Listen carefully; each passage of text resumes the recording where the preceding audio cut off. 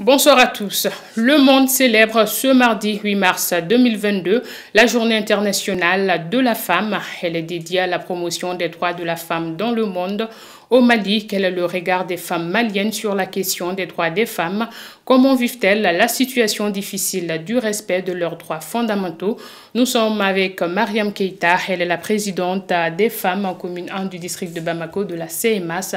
La CMAS qui est la coordination et mouvement association des sympathisants de l'imam Mahmoud Dicko. Mariam, bonsoir. Bonsoir, Oumou. Alors, quelle est votre perception sur la situation des droits des femmes au Mali? Bonsoir à toutes et à tous. Je suis Mariam Keita. Je suis la présidente de la CMAS en commune 1.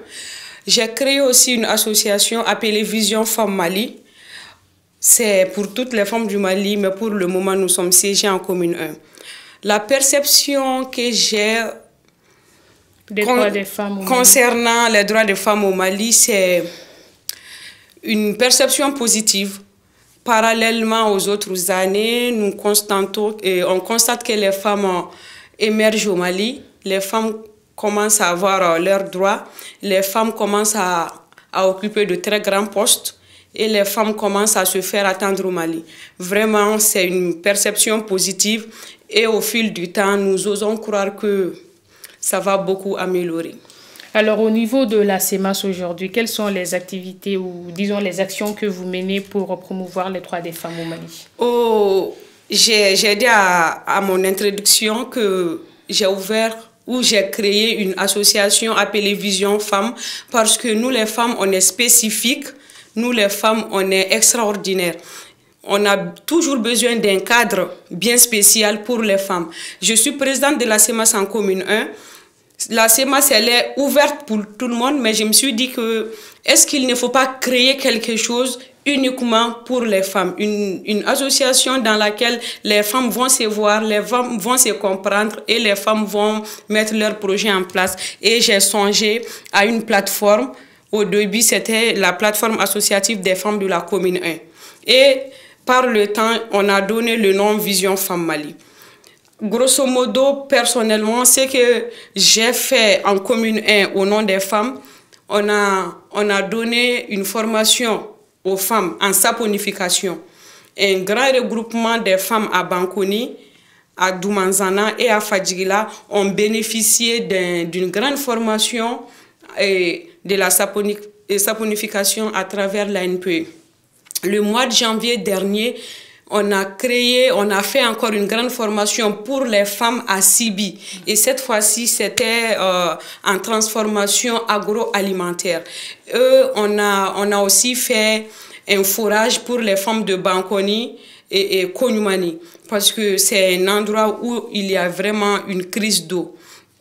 C'est un peu derrière Djankinebougou qui s'étend un peu sur Nafadi Konyumani. Donc, on a fait beaucoup d'actions pour les femmes en commune 1. J'allais souligner, on a aussi fait les dons de pulls. Le mois de janvier dernier, on était en plein froid. Et les enfants devraient se protéger pour aller à l'école. Qui parle de femmes parle d'enfants. Donc, en commune 1, en réalité, on a fait beaucoup de choses et on a beaucoup de projets qui sont à l'attente. Alors, si vous aviez un message à l'endroit des femmes du monde entier, ce serait lequel aujourd'hui? Mon message pour les femmes du Mali, c'est d'abord être encore engagées. Nous, les femmes aujourd'hui, nous, les jeunes dames, contrairement à nos prédécesseuses, nous sommes très engagées. Il y a de cela 30 ans, les femmes n'étaient pas trop visibles sur les scènes. Voir des jeunes dames journalistes, présentatrices comme toi, c'était rare. Voir des jeunes dames leaders politiques comme moi, c'était très rare. Aujourd'hui, on en a beaucoup. Les femmes sont très engagées. J'encourage les femmes maliennes à être davantage engagées, à venir sur la scène politique, à ne pas avoir peur.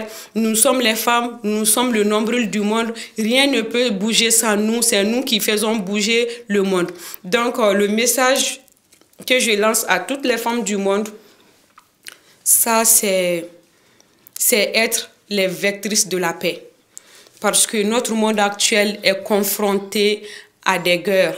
il y a la guerre partout, partout il y a des conflits, partout ça ne va pas. Je demande à toutes les femmes, nous sommes mères, nous donnons la vie et nous ne devrons pas être assises, voir des hommes retirer la vie. On ne va pas accepter que ce qu'on a mûri dans nos ventres durant 9 mois soit réellement tué banalement.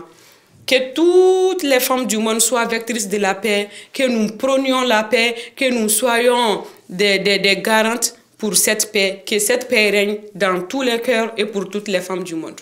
Merci beaucoup, Madame Keïta, d'avoir accepté notre invitation et nous vous souhaitons bonne fête. Merci, Oumou, merci à la Fia Télé.